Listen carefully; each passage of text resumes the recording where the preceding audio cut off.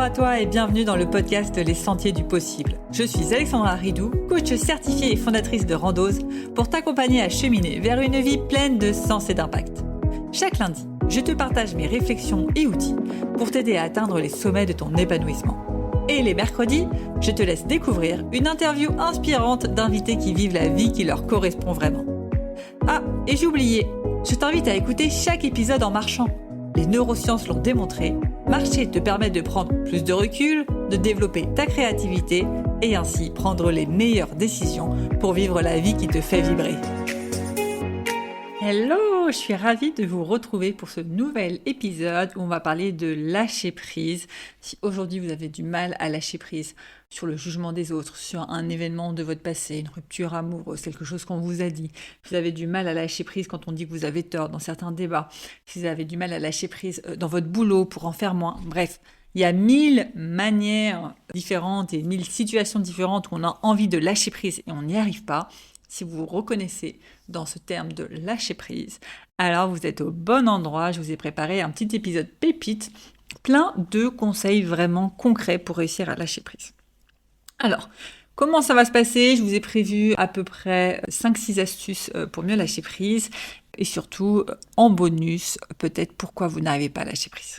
Première chose pour moi, si vous voulez réussir à lâcher prise, c'est déjà prendre conscience de qu'est-ce qui est dans votre zone de contrôle et qu'est-ce qui n'est pas dans votre zone de contrôle.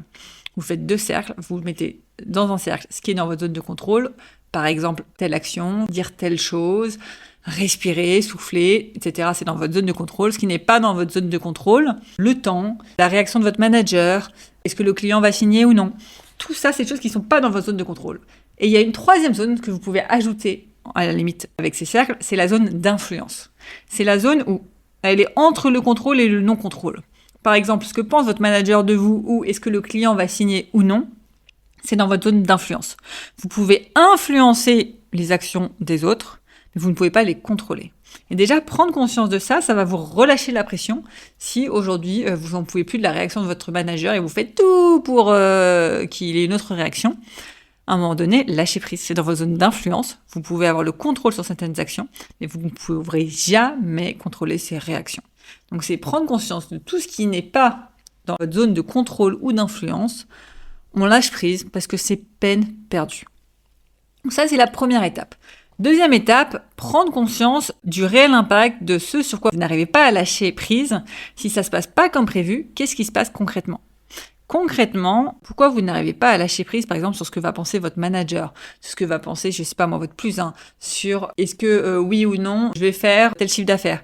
Bref, réfléchissez à toutes ces choses où vous n'arrivez pas à lâcher prise et dites-vous, ok, concrètement, j'arrive pas à lâcher prise. Si je prends mon pire scénario, les choses se passent pas bien du tout, je lâche prise, tout se passe mal. Qu'est-ce qui se passe concrètement ? Et ça serait quoi les bénéfices ? Est-ce que ça se passe comme ça ? Commencer à connaître mes questions sur les bénéfices et les inconvénients.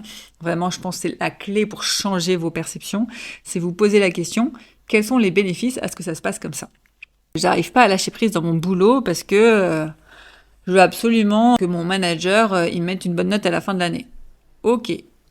Supposons, il me met une mauvaise note. C'est ça la pire chose que j'ai en tête.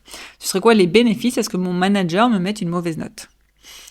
Peut-être, au moins ça me forcera à bouger de boîte parce qu'en vrai j'aime pas du tout cette boîte, j'aime pas du tout ce job et j'aime pas du tout ce manager. Ok, pas mal comme bénéfice déjà. Autre bénéfice, ça me permettrait de voir qu'est-ce qu'il faut que j'améliore, puisque aujourd'hui je vois pas du tout. Ça permettrait de créer une discussion où je pourrais voir mes axes d'amélioration.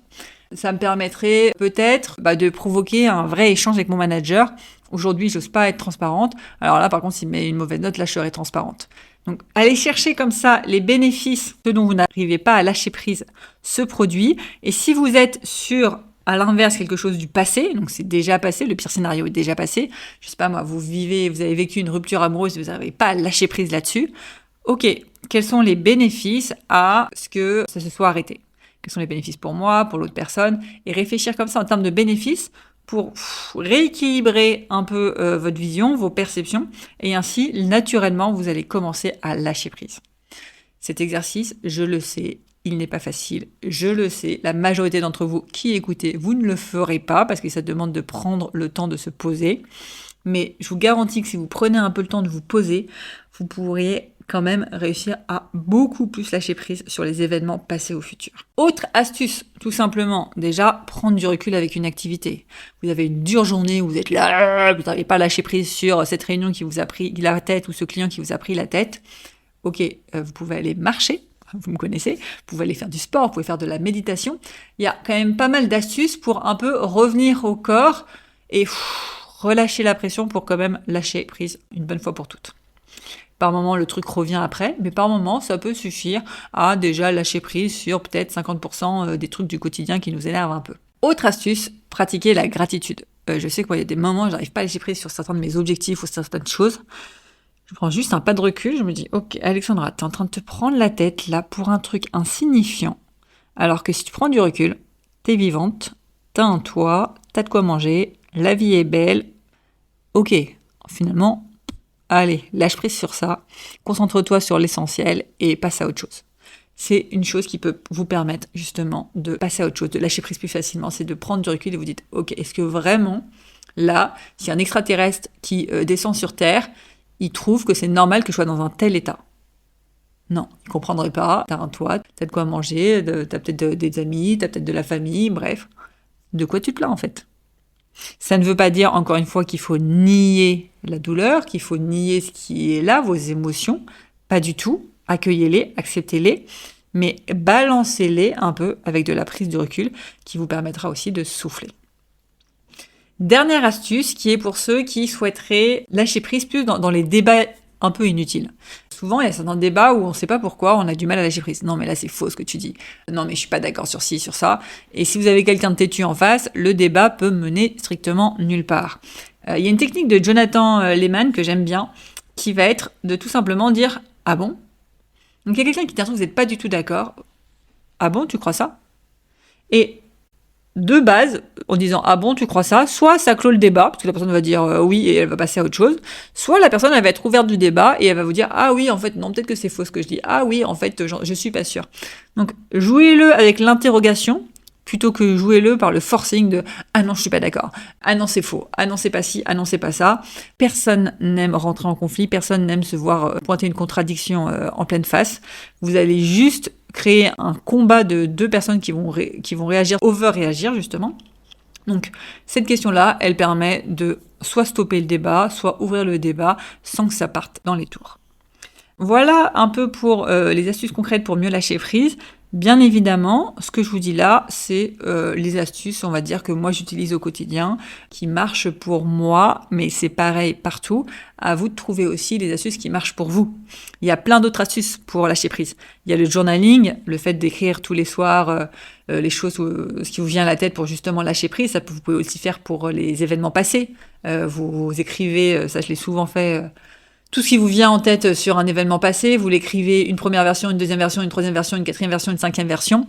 Je peux vous garantir que la cinquième version où vous écrivez ce qui s'est passé, il y a très peu d'émotions et vous restez beaucoup plus sur du factuel et on a lâché prise. Donc il y a des exercices de journaling, ça peut être des exercices aussi de respiration, du breathwork ou tout simplement la respiration à différents tempos. Ça peut être de la sophrologie, ça peut être de l'hypnose, ça peut être aller voir un psy. Ça peut être parler à votre mari, bref, il y a des milliards de manières de lâcher prise. Moi, ce que je vous invite, c'est à tester des choses et regarder ce qui marche pour vous. Il y a des choses qui vont marcher pour vous, d'autres non. Il y a des gens qui vont dire « Ah, mais si tu fais ça, je suis sûre que tu arriveras à lâcher prise. » Bah non, c'est pas parce que ça marche pas pour un tel que ça marche pour d'autres également. Et ça, c'est vrai pour tout. C'est vrai pour si vous êtes à votre compte pour votre activité. Si quelqu'un vous dit que ça, c'est le truc qui marche pour attirer plus de clients, c'est pas parce que ça marche pour l'un que ça marche pour l'autre. Il faut que ça vous corresponde. Donc, de manière générale, c'est un peu l'objectif de ce podcast. Gardez toujours en tête ce qu'on m'a dit de absolument il faut faire ça. Est-ce que ça fait du sens pour moi? Je peux le tester. Et si ça fait pas de sens, je l'arrête. Essayer de se limiter au maximum avec les il faut que et se poser tout simplement la question, est-ce que ça fait du sens, est-ce que ça me fait du bien? Si la réponse est oui, on continue, si la réponse est non, on arrête. Voilà pour les conseils. Maintenant, j'avais un dernier conseil et une dernière chose à vous faire prendre conscience, c'est pourquoi vous lâchez pas prise. Souvent, justement, vous allez peut-être essayer là toutes les astuces que je vous ai dit. Ce soir, vous allez les essayer à fond. Et dans 3 jours, vous allez être là, oh là là, ça marche toujours pas, je comprends pas, j'ai lu des centaines de livres sur le sujet, j'ai vu un psy, j'ai vu ci, j'ai vu ça, j'arrive pas à lâcher prise. J'ai une question à vous poser, du coup, j'aimerais que vous vous posiez. C'est finalement, si vous n'arrivez pas à lâcher prise, c'est quoi les bénéfices pour vous de ne pas réussir à lâcher prise?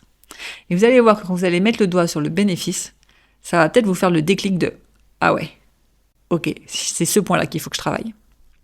Je vais vous donner quelques exemples de bénéfices parce que souvent, première réaction que vous allez avoir, ouais non, il n'y a pas de bénéfice à pas lâcher prise. Bien sûr, il faut que je lâche prise. Je vois pas quel est le bénéfice à rester dans ma situation. Votre cerveau, il est pas con. Si il n'arrive pas à lâcher prise, c'est qu'il y a une raison et donc allez creuser cette raison. La première raison que je vois le plus souvent et qui est totalement mon cas, mon mari serait le premier à le dire, c'est faire son Calimero.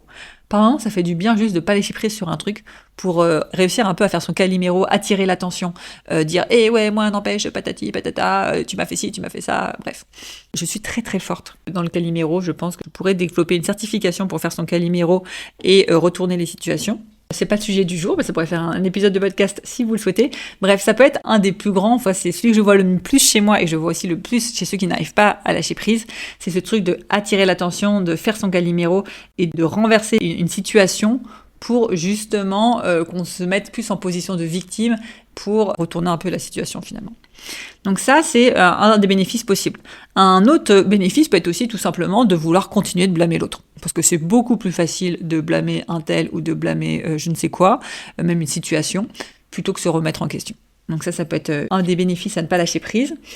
Si on parle de rupture ou de choses du passé, ça peut être aussi d'éviter de tourner la page et d'aller vers l'inconnu. Vous avez eu peut-être une rupture amoureuse, et mieux vaut se dire « Ah, c'était l'homme de ma vie, etc.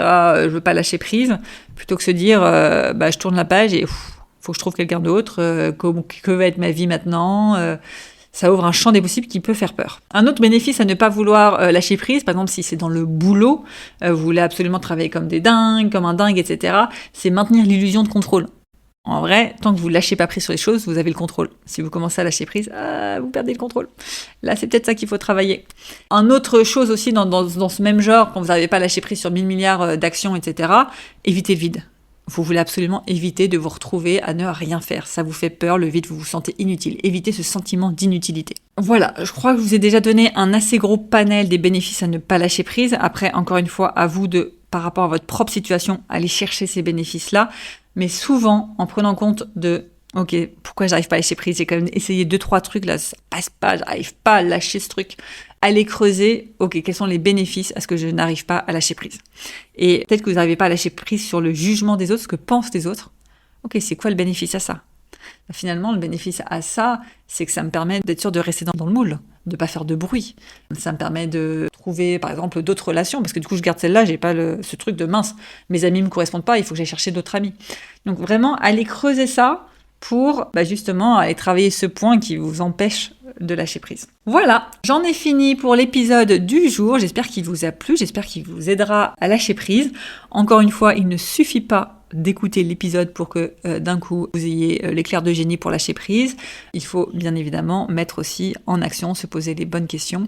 Et c'est pour cela que restez bien jusqu'au bout de cet épisode si vous voulez avoir votre question de coaching à méditer en marchant et en musique pour aller plus loin sur ce sujet de lâcher prise. Allez, à très vite.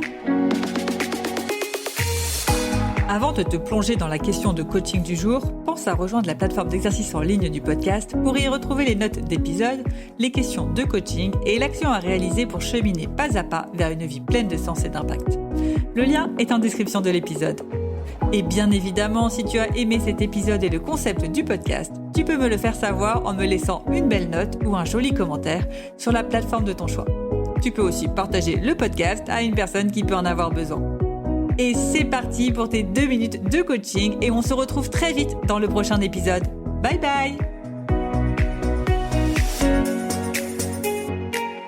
Et c'est parti pour ta question de coaching à méditer en marchant et en musique. Et aujourd'hui, je te pose cette question. Quels sont les bénéfices à ce que tu n'arrives pas à lâcher prise sur ce sujet ?